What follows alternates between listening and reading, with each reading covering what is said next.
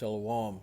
I'd like to start out by giving all glory, praise, and honor to Yahweh Bahasham, Yahweh Shai, Bahasham, Rakah Kwadash. Double honors to the elders and the apostles of the Great Millstone, and Shalom to the elect of Israel. This is the Mayim in Atlanta, and I have a pretty good TikTok here today, and it's a great example of Esau's tongue falling upon himself and his children seeking to please the poor. And it's also a good example of his children complaining of an ungodly father. So let's get into the TikTok. Who grew up in an evangelical culty. I am a white woman who grew up in an evangelical culty religion. As I educate myself, though, I really get stuck on this one point. White Christians. Let's stop it there real quick. White Christians. That is an enchantment that's still working really well for them. As you can see, her face, she's red. Edom, Adawam. She's red. She's not white. That play button is white. This message comment over there to the right is white, as well as the heart above it. That's white. But her pigmentation, or lack thereof, is closer to a pinkish or a reddish hue. She's not white. That calling themselves white allows them to be overlooked and still seen as good white Christians, good people. But they're not. And this whole white thing came out of Virginia in 1681. That's the first documented time a person was called white, or a whole race was starting to be called white. But that's one of those enchantments that needs to be stopped. Elder Malcolm goes into that all the time. But continuing back to the TikTok. Would go to church on a Sunday wearing a cross around their neck to worship a martyr god who was crucified by being nailed to a cross to be publicly tortured to death for political reasons. And then those same Christians would leave church with a picnic to go to a public lynching. And then they would gather by the hundreds or thousands to do to a black person the same or worse than was done to their martyr god. And then they would pass out the body parts as souvenirs, and they would take photographs to go on postcards. And they would bring their kids and call themselves, without irony, Christians. What the actual fuck? I am a white woman who grew up. Yeah, and that's that. And it just makes me think, hypocrites. You are the hypocrite. Everything they've done is extremely hypocritical. But we're at the end of their hypocrisy. Better is the end of a thing than the beginning. This is Job 15 and 34. For the congregation of hypocrites shall be desolate. And those white Christians that are congregating and going to church and then going to picnics to lynch men that looked like the supposed Lord that they are serving. That's the congregation of hypocrites.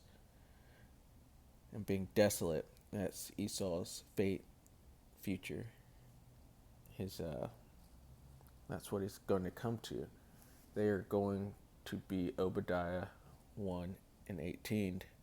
They will be genocided once they serve out their 1,000 years of slavery. And it says, and fire shall consume the tabernacles of bribery, because those ICBMs are going to destroy his glory, his kingdom. It's going to bring him down. This is Job 20 and 5. That the triumphing of the wicked is short. And when you really put it into perspective, when Yahushua comes and delivers us everlasting life, forever is a really long time. It's hard to even think about. But you think of Esau's reign, and even if you include the Greeks and the Romans, and then he had his fall, his 1,000-year fall, and came back out from the Caucasus Mountains and took over Europe, and by 1492, when Columbus sailed the ocean blue, and that's about when his reign, his short season, began again. And from then up until now, it's give or take 500 years or so, because they changed the times. He did change laws and times, but that's a moment. It's nothing. 500 years. This was actually. It's great to be at the end of it. It's great to see their kingdom falling. And you got to think if Esau's even questioning if it's worth it or not. I would say no. It says, the triumphing of the wicked is short, and the joy of the hypocrite but for a moment. And his reign was short. Though his excellency mount up to the heavens, and his head reach unto the clouds, because they've got those skyscrapers, and they have those satellites in outer space and space stations, and they're also at the top of the social ladder. Verse 7 says, yet he shall perish forever like his own dung. Just like shit in the shitter. It's going to get flushed down. They which have seen him shall say, where is he? He shall fly away as a dream, and shall not be found. Yeah, he shall be chased away as a vision of the night. And as I was saying earlier, Esau's fate is genocide. They won't exist anymore.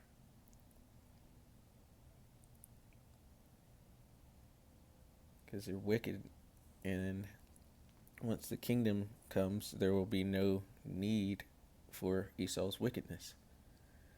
Psalms 50:16, but unto the wicked the Most High saith. And whenever you see the wicked, that's speaking of the Edomites, pursuant to Malachi 1:4. But unto the wicked the Most High saith, what hast thou to do to declare my statutes, or that thou shouldest take my covenant in thy mouth? Because the Most High did not give them the Bible. He did not make the Edomites his chosen people. They took that onto themselves and started pushing their own version of it out into the world, out and around the world. And they really just used it as a Trojan horse to get into other countries, other nations, so that they could steal the resources, because they're thieves. But the Most High is asking, why did you take the Bible unto yourself? Verse 17, seeing thou hatest instruction, and castest my words behind thee. They say the laws are done away with. They say you can eat all the pork you want, and be any color of the rainbow that you want, and do whatever you want. Do what thou wilt, as Aleister Crowley said. It's basically, their form of Christianity is a form of Satanism. It's do what thou wilt.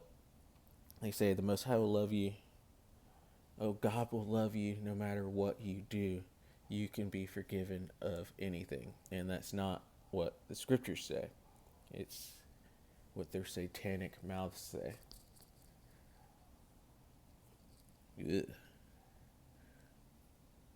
I can't believe they fooled the world for this long. But it's been the Most High's will. And now it's his will to take them out of power and destroy their glory, Babylon, which is America. 2 Corinthians 11:14. And no marvel, For Satan himself is transformed into an angel of light. Satan being adversary, and his people being the Edomites. Therefore, it is no great thing if his ministers also be transformed as the ministers of righteousness,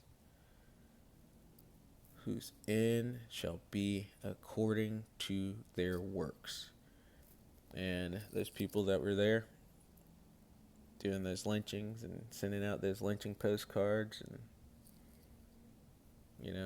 lynching the Israelites, who they read about in the Bible, they are going to have double that fate. They're going to have no mercy because they showed no mercy. They are going to disappear forever. Their end shall be according to their works, and their works have been nothing but evil. And so with that, I'd like to give all glory, praise, honor to Yahweh Bahasham, Yahweh Shai Bahasham, Rakah Quadash. Double honors to the elders and the apostles of the great millstone, and shalom to the elect of Israel. Shalom.